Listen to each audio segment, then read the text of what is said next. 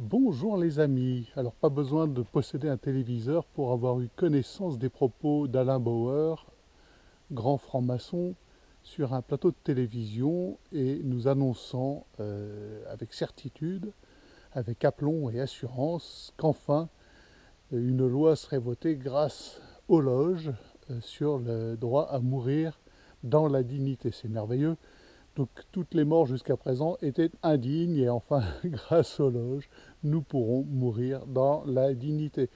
Alors vous m'expliquerez ce que ça veut dire, et évidemment c'est du novlangue, hein, vous aurez tous compris, même les non-chrétiens, même les non-catholiques, dans la bouche de M. Bauer, mourir dans la dignité, c'est recevoir une picouse sans sacrement, sans espérance, sans foi dans un au-delà, quel qu'il soit, pour n'importe quel religieux, hein.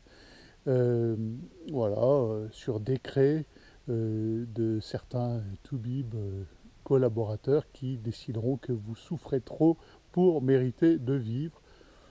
On ne vous demandera pas votre avis, hein, comme ça arrive dans tous les pays qui acceptent, qui ont voté, qui entérinent ces lois diaboliques, évidemment. Donc avant, nous étions indignes dans la mort, aujourd'hui nous serons dignes dans la mort. Merci, monsieur Bauer. Donc la mort chrétienne, évidemment, n'en parlons pas, hein. Moi, pourquoi je porte ceci? C'est un sacramentel. Ceci, c'est la médaille miraculeuse qui est l'objet d'une promesse de la Vierge, la promesse de la grâce d'une bonne mort. Voilà, moi, le reste m'indiffère un petit peu au fond, puisque c'est ce qui importe. Nous allons tous mourir. Et la grâce d'une bonne mort, eh ben, c'est pas mourir dans la dignité pour les francs-maçons, hein, je vous rassure. C'est eh bien, mourir avec l'assurance d'être sauvé, l'assurance du salut, de porter sur nous une partie de la croix de notre Seigneur. C'est pas forcément une mort sans souffrance, puisque la souffrance peut être une part du purgatoire déjà ici sur Terre. Le purgatoire, ça ne doit pas être très très très très drôle. Donc si on peut en faire une partie sur Terre, ben, tant mieux, ma foi, pourquoi pas. Et si ça nous est proposé, écoutez, voilà, c'est pour moi mourir dans la dignité que d'accepter cette part de croix de notre Seigneur.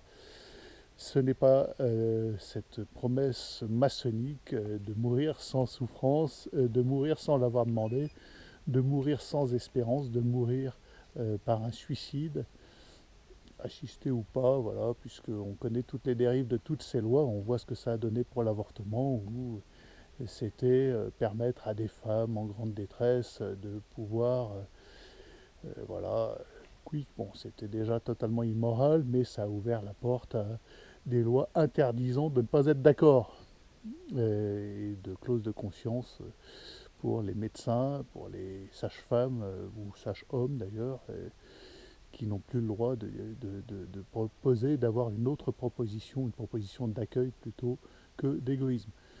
Et ça va jusqu'à l'avortement à 9 mois, voire même, on a vu dans certains pays, jusqu'à 2 mois après la naissance. Oui, c'est extraordinaire. Donc c'est nos limites avec criminalisation de toute autre proposition que ces lois maçonniques. Et nous allons bientôt voir ça pour cette fameuse loi, ce vieux serpent à plumes, hein, qu'on nous ressort quand même depuis des années avec les ignobles François de Closet, les Attali, qui nous disent que voilà, le meilleur moment pour mourir, c'est 15 jours avant la véritable mort. Les médecins maintenant sont capables de nous dire que dans 15 jours, c'est fini.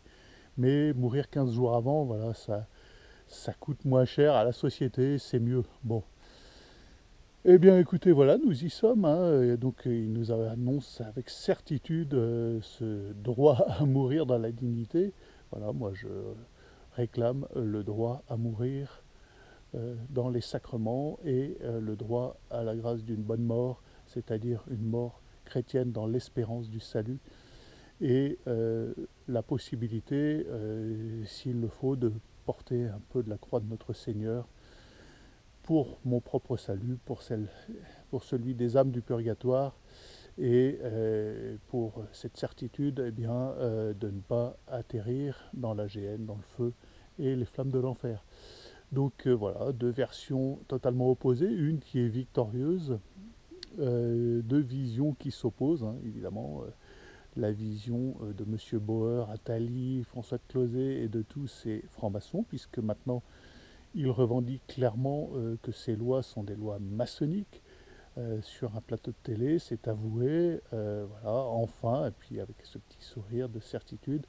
Donc évidemment, pour ces gens-là, il n'y a pas de salut, il n'y a pas d'espérance possible, puisque nous allons au néant. Donc, bah, ma foi, autant le faire dans un grand éclat de rire, un grand non serviam, un grand refus de la main tendue de notre Seigneur. C'est ce qui nous est enfin proposé dans la joie et la bonne humeur, et nous aurons bientôt à supporter ça, à respirer cet air diabolique. Une pierre de plus à l'édifice, je vais dire, voilà, après toutes ces lois antéchrist, anti-catholiques, puisque c'est bien de ça qu'il s'agit.